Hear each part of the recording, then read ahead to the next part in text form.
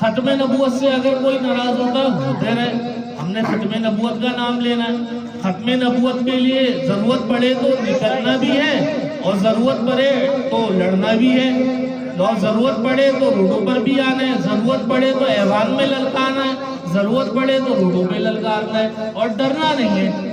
کیوں کہ جان جاتی ہے تو جائے، یہ جان تو آنی جانی ہے، اس جان کی کوئی بات نہیں۔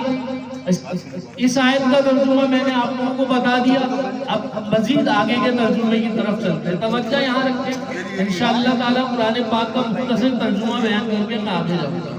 میرا مقصد صرف قرآن پاک کی آیتوں کا ترجمہ آپ کو بتا دینا ہے کہ کل کو یہ اس آیت کو اتنا تفصیلی بتانے کا مقصد یہ تھا۔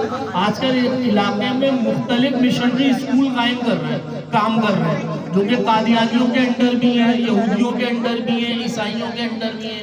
تو ان مشنری اسکول میں اگر آپ سمجھیں تعلیم بہت اچھی مل رہی ہے، لیکن ایٹ دا اینڈ ان کا ایجنڈا وہیں جا کے رکے گا، وہ آپ کو آپ کے دین سے پھیرنا چاہیں گے۔ تو آپ نے ان اسکولوں کا حصہ نہیں بننا، آپ نے ان اسکولوں میں، ان اداروں میں، ان جامعات میں جانا ہے جہاں پر آپ کے نبی کی بات کی جائے گی، آپ کے نبی کی دین کی بات کی جائے گی، اور ختم نبوت کی بات کی جائے گی۔ ختم نبوت وہ ٹیسٹ ہے کہ اگر آپ نے چیک کرنا ہو ایمان کی حرارت کس جماعت میں کتنی ہے، اس سے کہ ختم نبوت کا چینل پہ بیٹھ کے نام لیں۔ لوگ اس چینلوں پہ صرف اس لیے نام نہیں لے رہے کہ ہمارا چینل بننا ہو جائے، ٹھیک ہے، اور بہت سے علماء کرام ٹی وی پہ اس کے بیانات نہیں کر رہے۔ کیوں نہیں کر رہے؟ اس لیے نہیں کر رہے کہ ہمارے ویزے بننا ہو جائے امریکہ کے، یورپ کے، لیکن ان سب نے روز قیامت اللہ کے سامنے جواب دینا ہوگا اس بات کا۔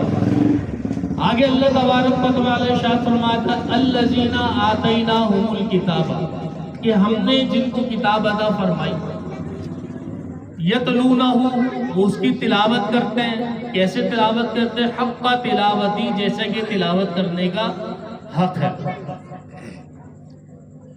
اس کے حوالے سے ہم لوگوں نے کافی بات سماعت فرمائی کہ تلاوت